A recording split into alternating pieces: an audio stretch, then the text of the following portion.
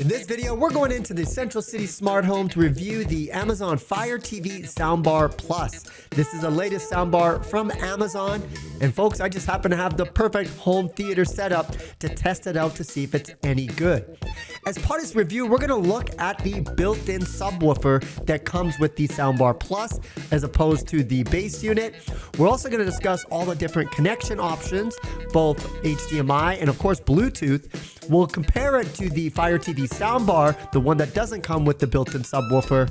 And then I'm going to show you how I would manage to connect it to this projector via Bluetooth, even though the projector doesn't have Bluetooth. It's a little handy hack, so you want to stay tuned for that. So sit back, relax, get your popcorn ready. Let's review the Fire TV Soundbar Plus. Hi folks, it's Andy Baryer, Handy Andy from handyandymedia.com. And if you don't know me, I'm a longtime tech reviewer. It takes a lot to impress me these days. So if you're interested in that kind of content, you'll definitely want to like and subscribe. To start, I just want to show you exactly what I'm currently using in the Central City Smart Home, and then you'll understand why I was so excited about the Fire TV Soundbar Plus. Now you'll see a soundbar and a subwoofer, and it's all mounted on that wall. That wall is actually a projector wall because I have a projector mounted, so I can turn that entire wall into a screen. And I wanted to keep a nice simple setup, but you'll notice there is an electric baseboard heater and then a soundbar on top. And then to the left is the actual subwoofer. I've always wanted to get rid of that subwoofer without compromising on the low end of the bass.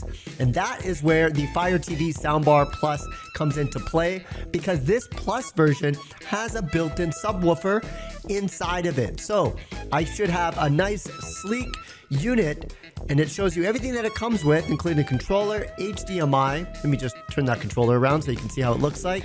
Simple controller. You have your HDMI cords, also mounting brackets, and of course you got some Amazon basic batteries to power it up. You do have a template to mount the soundbar on the wall, and of course the instructions. So that's everything you get, a nice slick setup. Here's what it looks like once I installed it in the Central City Smart Home. The first thing you'll notice, it's sitting on a shelf, so I didn't have to mount it. And the reason why I have a shelf there is that baseboard heater produces a lot of heat. I once mounted the soundbar on there and it literally melted onto the heater. You can actually see a little residue on there where it was left. So that shelf actually absorbs a lot of the heat, and I was able to put the Fire TV soundbar on top of it. Even though it's a little bit bigger, it kind of protrudes a little out, but it works quite well, so I don't have to build a new shelf. Now, I want to show you exactly how I managed to get this set up to this projector that does not have Bluetooth. It comes out that HDMI. Now it's going into the ceiling. On the other side, I have it coming down into this little kind of entertainment hub. It goes into this 5-zone splitter. You can see the Fire stick right there, the Fire TV stick connected to it. That splitter then goes to this Bluetooth receiver. Because that projector doesn't have a Bluetooth receiver, it's coming out of there into that Bluetooth receiver, which is then sending that Bluetooth signal across the room all the way over to the Fire TV Soundbar Plus. The issue I had with this setup, I didn't know if it was going to work, was the latency, but I can tell you right now, there really is no latency with the sound. So it sounds quite good. Let's just give it a listen so you can kind of hear it for yourself. He said to come pick you up. I'm really starting to cut into my vacation time, so can we go, please? You're really not getting in the car, are you? I don't think so.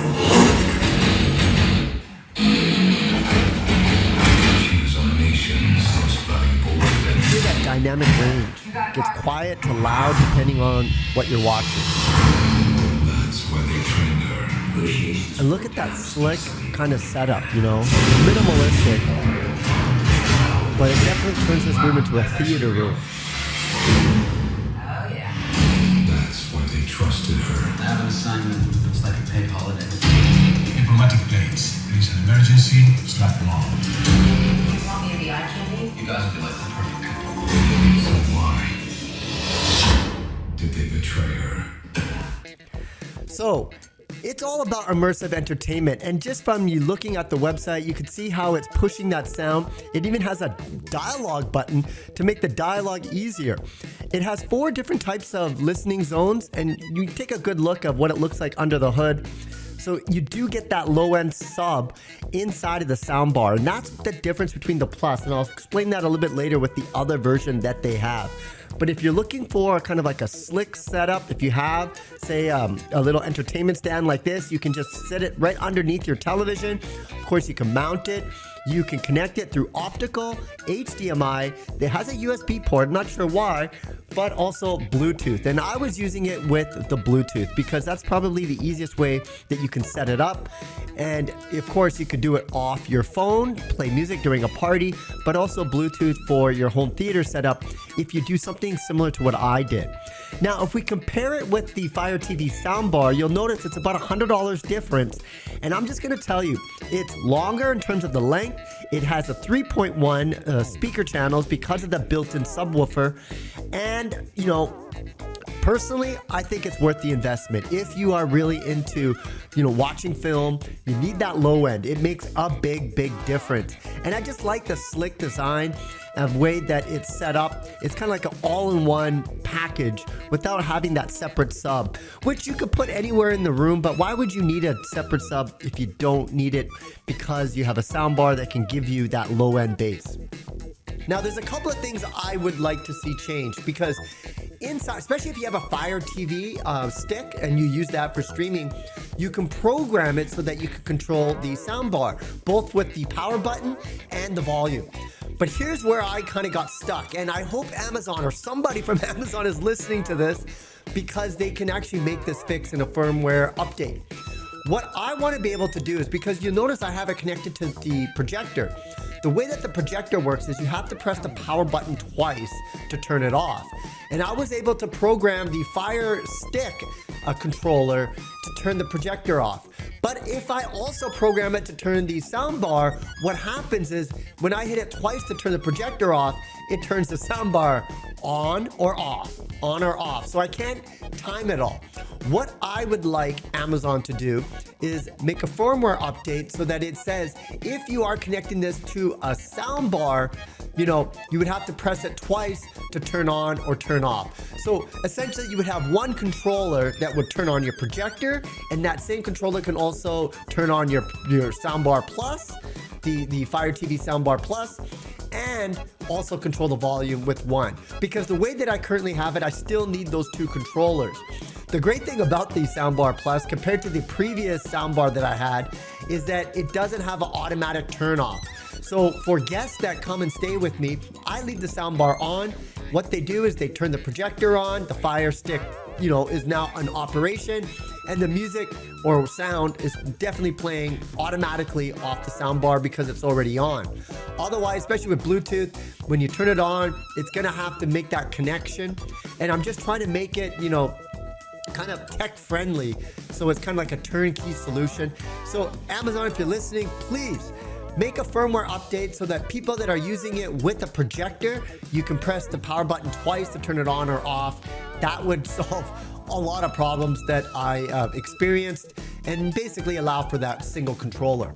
But all in all, this is a great, affordable, great value soundbar that is sure to impress in both the sound quality for watching TV, music, sports. You have the ability to change with the controller the different modes to watch sports or movies, and also, of course, music. So I have to say, as somebody who's very hard to be impressed, especially with audio products, because I went to audio engineering school back in the day, this one definitely gets a full, highly great endorsement from your boy, Andy Baryer, Handy Andy. Anyways, folks, I hope you enjoyed this review of the Fire TV Soundbar Plus. Like I said, if there's a couple of firmware updates, they can make this into a truly turnkey solution for any kind of home theater setup, especially if you're connecting it to a projector. Handy Andy signing out. We'll see you again in the next review. Be sure to like, subscribe, and of course watch my review of that thing right there, the Echo Show 21. Another great review that you definitely want to check out. Bye for now, folks. See you again in the next video.